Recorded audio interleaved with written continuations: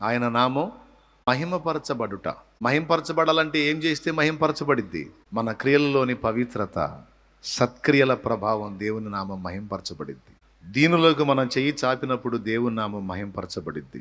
దూషణను మనం తీసుకొని ప్రతి దూషణ చెయ్యక మనం సహించినప్పుడు దేవుని నామం మహింపరచబడిద్ది. దాడికి ప్రతి దాడి చెయ్యనప్పుడు దేవుని నామం మహింపరచబడిద్ది. దేవుని ప్రేమను అన్యజనుల్లో కనపరిచినప్పుడు దేవుని నామం మహింపరచబడిద్ది. దీనులైన వారికి మనం సేవ చేసినప్పుడు నాజూగ్గా వచ్చి నాజూగ్గా పోయే జీవితాలకి బిల్డప్ తప్ప ఏ బహుమానం ఉండదు. దిక్కులేని వారిని, దీనులు, అభాగ్యులైన వారిని కంటబడినప్పుడు వాళ్ళని ఓదార్చడం, నీ చేతుల్లో ఉన్నదేదో వాళ్ళకంత తినడానికి ఇవ్వడం, వస్త్రం ఇవ్వడం సత్క్రియ.